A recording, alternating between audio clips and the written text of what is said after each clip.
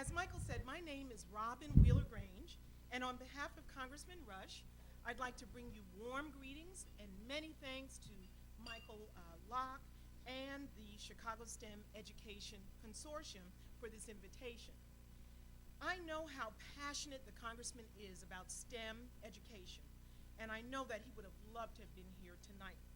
Now, as you may know, the Congressman sits on the Committee on Energy and Commerce, which is the oldest standing legislative committee in the House of Representatives.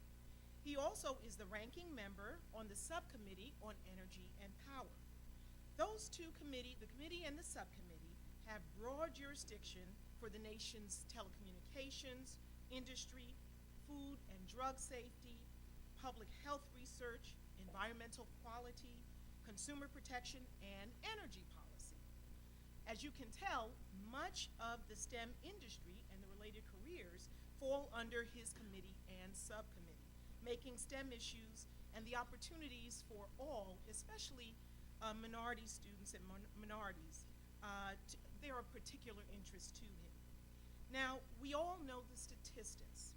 The National Action Council for Minorities in Engineering found that although African Americans, American Indians, and Latinos ages 18 to 24 account for 34% of the population, they account for only 12% of all undergraduate degrees in engineering, 7% of those in master's degrees, and 3% of doctorate degrees. This trend continues when you examine the number of STEM professionals. So what the Congressman has really looked to do to help address the disparities is he, first of all, is soon to introduce an important piece of legislation entitled the 21st Century Energy Workforce Development Jobs Initiative Act of 2013. Now that's a mouthful. But what the intent of the bill is to make educating and training minorities for energy jobs a national priority. Some of the bill's provisions direct the Secretary of Energy to collaborate with the Secretaries of Education and Labor to develop guidelines for educational institutions of all levels that would support the development of the energy workforce. It also directs the Secretary of Energy to give special consideration to minority-serving higher education institutions when making resources available and increasing their outreach efforts. And lastly, it directs the Secretary of Energy to encourage industry leaders to improve the opportunities for students of minority-serving institutions to participate in industry internships and work-study programs. The Congressman has also co-sponsored several pieces of legislation, all with a specific focus on promoting education opportunities, growing outreach efforts, and developing programs that address the underrepresentation of minorities. Congressman Rush's legislative work can do much, along, of course, with all of you STEM educators. But the impact nonprofits like Girls for Science has on preparing young people for STEM fields cannot be underestimated. Is Jackie Lomax here? Oh, she's not here. Okay.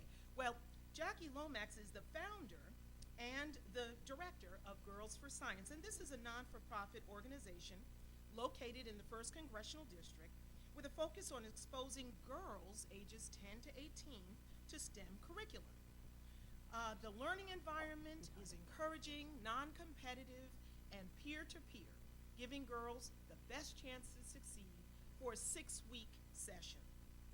Now, this is just one example of the many non-for-profit programs that are out there that are doing some really magnificent work, and the Congressman is very supportive of them. Earlier this year, Forbes published a list of the top cities for STEM jobs, and Chicago came in 6th with almost 22,000 jobs available.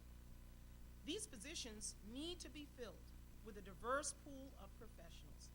By giving our children and young people the tools and resources to succeed, we not only help them, but we ensure our city and our nation have the intellectual capital needed to keep our economy competitive in the world.